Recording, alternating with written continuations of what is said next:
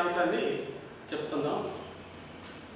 పగటికి రాజు సూర్యుడైతే రాత్రికి రాజుగా పేరుగాంచినటువంటి చంద్రుడు ఇచ్చేటటువంటి వెలిగే వెన్నెల. ఈ వెన్నెల గురించి మనకి కవులు ఎంతోమంది ఎన్నో రకాలుగా వర్ణించడం జరిగింది. అందులో మన శబ్దశాస్త్రుడిగా పేరుగాంచినటువంటి ఎర్రనామాచి వారు ఈ వర్ణనలలో ఆయన ప్రబంధ పరమేశ్వరుడిగా గుర్తింపు పొందాడు. ఈ ప్రబంధ పరమేశ్వరుడు అంటే ప్రబంధము అనగా ప్రబంధం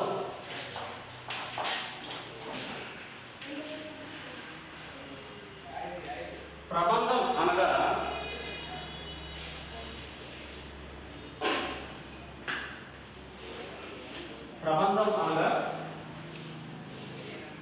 అష్టాదశ వర్ణలతో కూడినటువంటి గ్రంథాన్ని ప్రబంధం అంటారు. అంటే 18 రకాలైన వర్ణలతో కూడినటువంటి గ్రంథాలు ప్రబంధాలు. ఇటువంటి ప్రబంధాలు రాయడంలో ఎర్రన్ గారు దిట్ట. అందుకే ఆయన ప్రబంధ పరమేశ్వరుడు అనే బిరుదు కూడా ఆయనకి ఇవ్వడం జరిగింది. అటువంటి ఎర్రనామాచి వారు రాసినటువంటి వెన్నెల గురించి మనకు ఒక కవితతో తెలియజేయడం జరిగింది. కొండ కోణంలో నవ్వుతూ తుల్లుతూ పరిగెడుతున్నటువంటి సెలయేరు కాలు జారి లోయలో పడిపోయింది. అది చూసి ఆకులు చాటు చేసుకొని మొగ్గలు బుగ్గలు నొక్కున్నాయి. ఇదంతా చూస్తున్నటువంటి సూర్యుడు పొట్ట చెక్కలయ్యేలా నవ్వుతూ పడమట కొండల వెనక్కి పడిపోయాడు. ఈ యొక్క కవితలో ఉన్నటువంటి విషయం ఏంటంటే సూర్య అస్తమయం జరుగుతుంది. సూర్యుడు అస్తమించాడు. సూర్య అస్తమయం జరగగానే మనకి రాబోయేది ఏంటంటే చంద్రోదయం. సూర్య అస్తమయం కాగానే మనకి చంద్రోదయం జరుగుతుంది. అంటే చంద్రుడు మనకి వెన్నెలని ప్రకాశింపజేస్తాడు.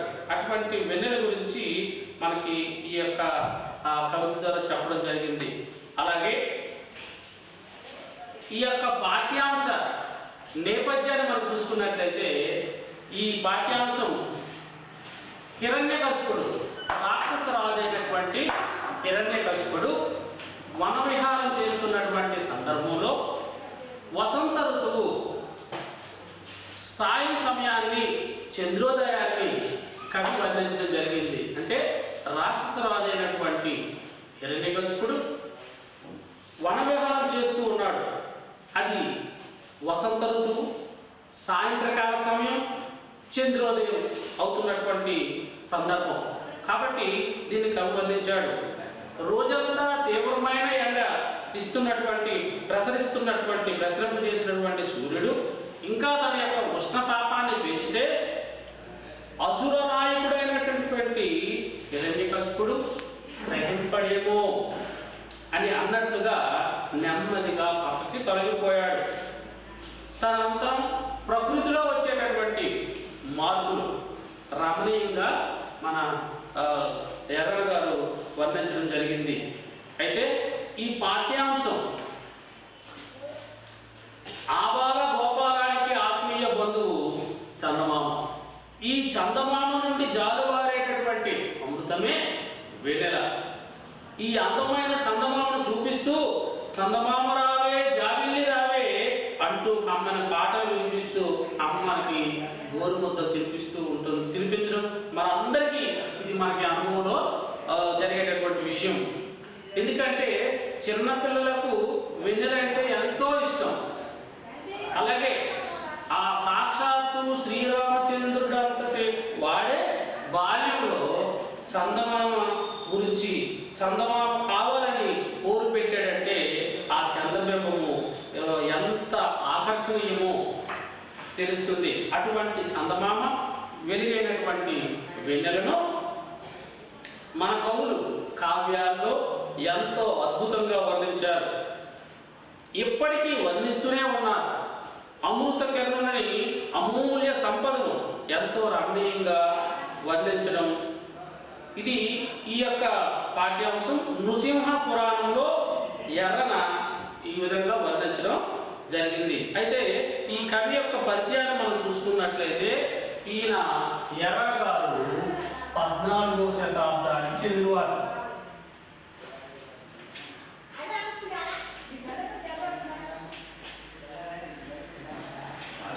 14వ శతాబ్దానికి చెందినవాడు. ఈయన శబ్దశాస్త్రని అలాగే ప్రబంధ పరమేశ్వరుడని బిరుదు గాంచినటువంటి ఆయన అద్దంకిని రాజధానిగా చేసుకొని పరిపాలించినటువంటి ప్రాలయ వేమారెడ్డి గారి యొక్క ఆస్థాన కవి. కవిత్రయంలో 3వ వాడు. ఆంధ్ర మహాభారతంలోని అరణ్య పర్వం శాసనను రచించాడు. దీంతో పాటు హరివంశము, రామాయణము, నృసింహ పురాణం మొదలైన గ్రంథాలు ఈయన రాయడం జరిగింది. అలాగే ఈ యొక్క ప్రస్తుత పాఠ్యాంశమైన వెన్నెల నృసింహ పురాణంలోని తృతీయ శ్వాసం నుండి తీసుకోవడం జరిగింది. అయితే ఈ పాఠ్యాంశం యొక్క ప్రక్రియ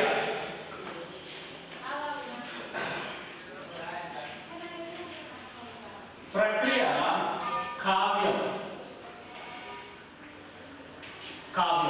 కావ్యం అనే కావ్య ప్రక్రియకి చెందింది ఇది. అంటే మన ప్రాచీన తెలుగు సాహిత్యంలో ఉన్న ప్రక్రియల్లో కావ్య ప్రక్రియకు ఒకటి. ఈ కావ్యం ఉన్న ప్రత్యేకత ఏంటంటే ఇందులో వర్ణన అనేది ప్రధానం. అయితే ఈ వర్ణనలో శృంగార, భక్తి, వీర రసాలకు ఎక్కువగా ప్రాధాన్యత. అంటే కావ్యంలో శృంగార రసం, భక్తి రసం, వీర రసం ఈ సంబంధించినటువంటి వీటికి ప్రాధాన్యత ఎక్కువ. మనకి నవరసాలు ఉన్నాయి. ఈ నవరసాల్లో శృంగార రసం, భక్తి రసం, వీర రసం ఈ 3 రసాలు కావ్యంలో ప్రధానంగా ఎక్కువ ఉంటుంది అన్నమాట ప్రాధాన్యత. కథాకథనానికి కూడా ఎక్కువ ప్రాధాన్యత ఉంటుంది. నృసింహ పురాణం, హరివంశం మొదలైన ఈ వీటిని కావ్యాలని ఉదాహరణగా మనం చెప్పొచ్చు అన్నమాట. ఓకే, ఈ కావ్యాలు మనకి పద్య రూపంలో చెప్పడం జరుగుతూ ఉంటుంది. ఆ పద్య రూపంలో ఉన్నటువంటి ఈ పద్యాన్ని మనం చూద్దాం. ఇను అసమానతే దివసేంద్రున్ గంగొడి మాట్కి చూడగంజనదురు నపదేజు అనుచాటున చంచల శృంగదారక గణపన జలౌతనము గ్రకున మీలన ముదం చేసి పద్మిని పతిభక్తి సత్వమున మేలిమికి గురి ధన పొమ్మనన్. ఇనుడు అంటే సూర్యుడు, అంటే అసమాన తేజుడు, అంటే అసమానమైన కాంతి, అంటే సాటి లేని కాంతి కలిగినటువంటి వాడు. దివసేంద్రుడు అంటే పగటికి రోజైనటువంటి ఇనుడు అంటే సూర్యుడు అని మనం చెప్పుకున్నాం కదా. దివసేనుడు అంటే దివస్ ప్లస్ ఇంద్రుడు అంటే పగటికి రోజైనటువంటి ఇంద్రుడైనటువంటి సూర్యుడు. కొని మాట్కిన్ చూచిన విధంగా అంటే ఎక్కువ వెలుగుతో ఉన్నటువంటి సూర్యుడిని చూసినటువంటి ఈ కళ్ళతో పద్మిని అల్పతేజున్ వరుణ్ చూడగాంచాడు. అంటే ఎక్కువ కాంతి కలిగిన దాన్ని చూసినటువంటి కళ్ళతో అల్పతేజుడు అంటే తక్కువ తేజస్సు కలిగినటువంటి వారిని చూడడానికి పద్మిని అంటే ఈ యొక్క కలువ పువ్వులు చూడడానికి ఇష్టపడవు. కలువ పువ్వులే కాదు, మనం కూడా ఎక్కువ ఉన్నదాన్ని చూసి తక్కువ ఉన్నదాన్ని చూడడానికి ఇష్టపడవు. అలాగే ఆ విధంగా పతిభక్తి సత్వము మేలిమికి గురి తాను పొమ్మనను.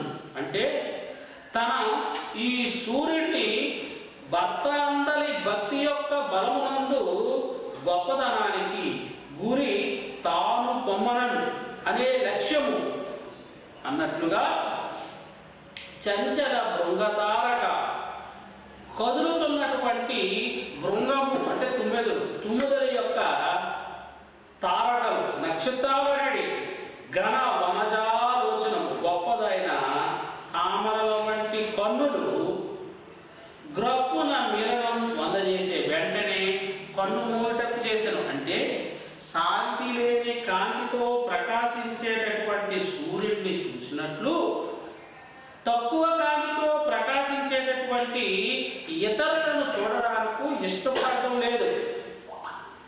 ఆ ఇష్టపడటం లేదన్నట్లుగా చంచలమైన తుమ్మెదలు అనేవి ఎప్పుడు కూడా ఒక దగ్గర స్థిరంగా ఉండవు.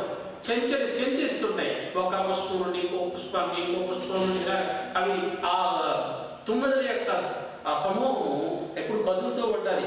అటువంటి తుమ్మెదలను చూడడానికి ఈ పద్మాలు ఇష్టపడకుండా వెంటనే కళ్ళు మూసుకున్నాయట. పద్మిని మూసుకుంది అంటే సూర్య అస్తమయం కాగానే పద్మం ముడుచుకుంటుందని అర్థం. అంటే ఇప్పుడు సూర్యుడిని పద్మాలు సూర్యుడి యొక్క వెలుగుకి వికసిస్తాయి. అంటే సూర్యుడిని భర్తగా చూసిన ఆ కళ్ళతో ఇతరులు ఎవరు కూడా, ఏ స్త్రీ కూడా తన భర్తను చూసినట్టుగా ఇతరులని చూడదు. అలాగే ఇక్కడ మనకి ఆ విధంగా చెప్పడం జరిగింది అనమాట. అంటే సాటి లేని కాంతితో ప్రకాశించే సూర్యుడిని చూసినట్లుగా తక్కువ కాంతితో ప్రకాశించే ఇతరులను చూడడానికి ఇష్టపడినట్లుగా చంచలమైన తుమ్మెదల వంటి కనుదామలను వెంటనే మూసుకొని, అంటే ఈ తుమ్మెదలు ఎలాగైతే చలిస్తూ ఉంటాయో అలాగే ఈ కళ్ళు కూడా ఎప్పుడు కూడా కళ్ళు తెరుచుకుంటూ మూసుకుంటూ ఉండడం జరుగుతుంది. అటువంటి చంచలమైన ఈ కళ్ళుని మూసుకుందట పద్మిని. అంటే సూర్యాస్తమయం కాగానే పద్మము ముడుచుకున్నది. అంటే పతిభక్తికి తానే ఆదర్శం అన్నట్లుగా ఈ యొక్క పద్మం చెప్తూ ఉంది. అంటే సూర్యాస్తమయం అయినప్పుడు పద్మాలు సహజంగా ముడుచుకుంటాయి. అంటే ఈ పద్మాలు గొప్ప పతిభక్తి కలవి. అందువల్లనే పరపురుషులను చూడటం ధర్మం కాదని అవి కళ్ళు మూసుకుంటాయి. పద్మాలు సూర్యోదయం కాగానే వికసిస్తాయి. పద్మాలు పగలంతా తమ భర్తను చూస్తాయి. కవులు పద్మాలకు సూర్యుడిని భర్తగాను ప్రియులుగాను వర్ణిస్తూ ఉంటారు. అయితే పద్మాలు సహజంగా సాయంత్రం ముడుచుకుంటాయి. అందుకే కవి పద్మాలు పతిభక్తిని ప్రదర్శించడానికి ఏమో అన్నట్టుగా పనులు మూసుకున్నాయని కవి చెప్పడం జరిగింది. అలాగే సురచిరతారక కుసుమ శోభి నభోంగన భూమిన్ గాలమ నక్కరవపు సూత్రధారి జటనంబున్ దిక్పతి కోటి ముదటన్ సరసముగా నటింపగ నిశాసతికెత్తిన కొత్త దేపు పెంజర అనవొప్పే సాంధ్య నవదిదీతి పశ్చిమ దిక్కునందునన్. ఇది ఎర్రపురాణం రచించినటువంటి ఋషిమ పురాణంలో మరొక పద్యం. ఇదేంటంటే సురుచిర తారక. సురుచిర అంటే చాలా అందమైన తారకలు, చుక్కలు, నక్షత్రాలనే పువ్వులు ఇలా అలంకరించబడినటువంటి రంగస్థలం. ఇది ఆకాశం అనే రంగస్థలం. అంటే చుక్కలనే పూలతో అలంకరించబడినటువంటి ఆకాశం, రంగస్థలం అనే ఆకాశం. కాలం అనే సూత్రధారి, నుగ్గరవపు సూత్రధారి. అంటే కాలం అనే సూత్రధారి ప్రయత్నం వల్ల దిక్పాలక సమూహము. దిక్పాలకులు అంటే మనకి 4 దిక్కులు 4 మూలలు. అంటే 4 దిక్కులు 4 మూలలు అంటే అష్టదిక్కులు అంటారు. ఈ దిక్పాలకులు ఈ 8 దిక్కులను పరిపాలిస్తున్నటువంటి ఈ పాలకులు సమూహము ముందు నిశాసతి. నిశి అంటే రాత్రి అనే స్త్రీ సరసంగా నటిస్తూ ఉంది. ఏం చెప్పాడు? దిక్పతి కోటి ఉదటం సరసముగా నటింపగా నిశాసతికెత్తిన కొత్త తోపు పెండెర, పెద్ద తెర అన్నట్లుగా ఉందటండి. ఏంటిది? ప్రకాశించే చుక్కల పూలతో అలంకరించబడినటువంటి ఆకాశం అనే రంగస్థలం. అంటే ఆకాశాన్ని ఒక రంగస్థలంగా మనం అనుకుంటే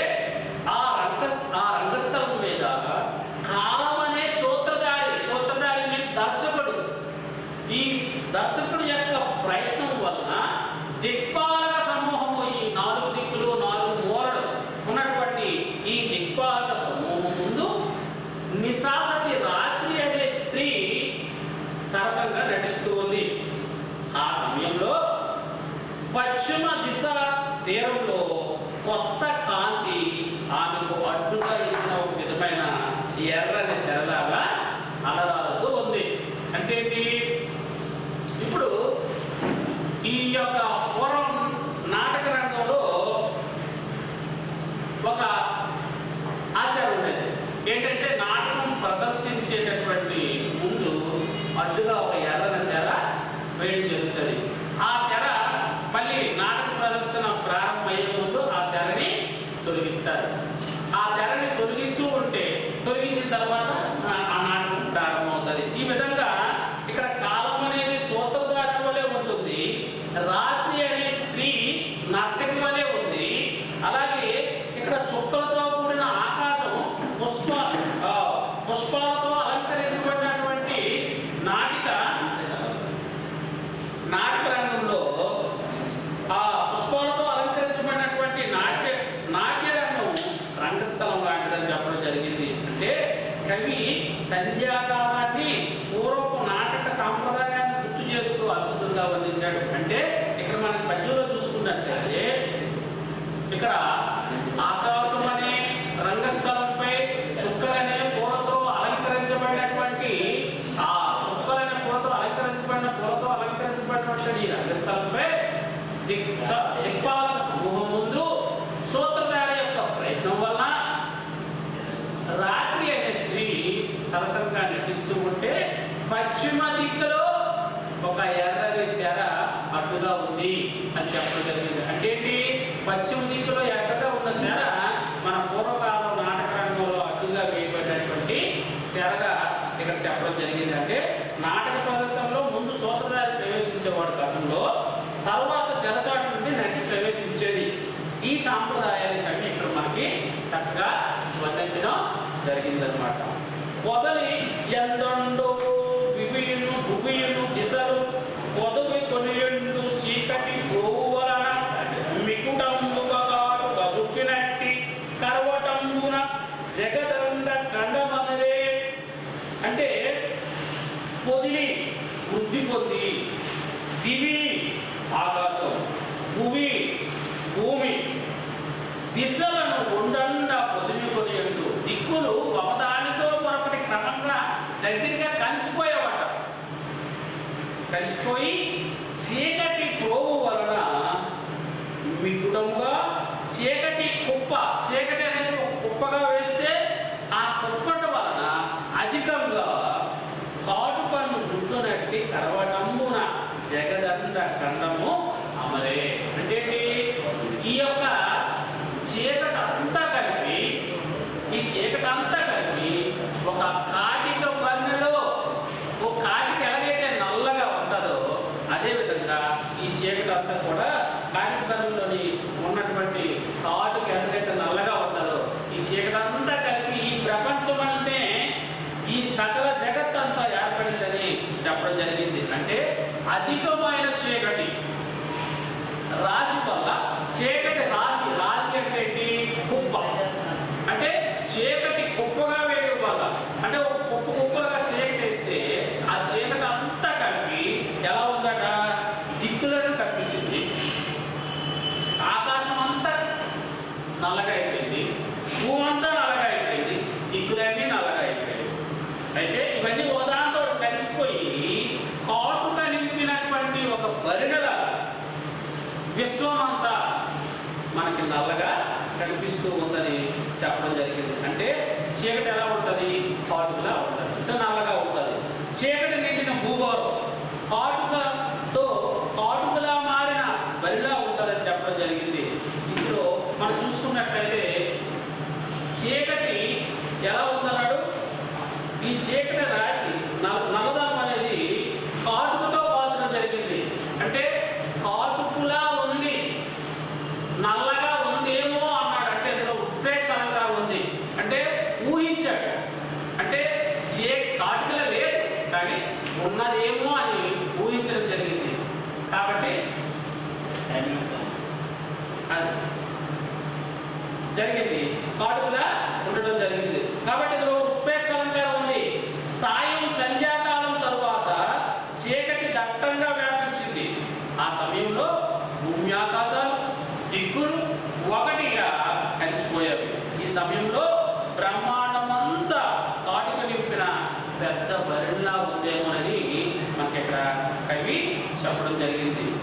అంతలో ఆ సమయంలో అయితే ఈ 3 పద్యాలకు సంబంధించి మనకి క్వశ్చన్స్ అడిగాడు అని చెప్పి మనం ఈరోజు ముగించుకుందాం. మనకి 2వ పద్యంలో కవి దేనితో పోల్చాడంటే అందమైన చుక్కల పూలతో అలంకరించబడినటువంటి ఆకాశాన్ని రంగస్థలంతో పోల్చడం జరిగింది. అలాగే కాలం అనే సూత్రధారి ప్రయత్నం వలన దిక్పాలిక సమూహం ముందు రాత్రి అనే స్త్రీ సరసంగా నటిస్తూ ఉందని మనం పోల్చడం జరిగింది. అలాగే పశ్చిమ తీరంలో కొత్త కాంతి ఆమెకు అడ్డుగా ఒక విధమైన ఎర్రని తెరలాగా అలవారుతూ ఉందని చెప్పాడు. ఎందుకంటే పూర్వం నాటక రంగంలో ప్రదర్శనలో ముందు సూత్రధారి ప్రవేశించేవాడు, తర్వాత తెరచాటులోని నటి ప్రవేశించేది. ఆ సాంప్రదాయాన్ని ఇక్కడ కవి చెప్పడం జరిగింది. ఆకాశాన్ని కవి ఏమని వర్ణించాడంటే రాత్రి వేళ చుక్కలతో కూడిన ఆకాశాన్ని మీరు చూస్తే ఏమనిపిస్తుంది అన్నాడంటే ఆకాశాన్ని కవి రాత్రి అనే స్త్రీ నాట్యం చేసే వేదిక అనగా రంగస్థలంగా వర్ణించడం జరిగింది. చుక్కలతో కూడిన ఆకాశాన్ని చూస్తే ప్రకృతి కాంత చుక్కల చీర కట్టుకున్నదని నాకు అనిపిస్తుంది అని మనం ఇలా చెప్పచ్చు.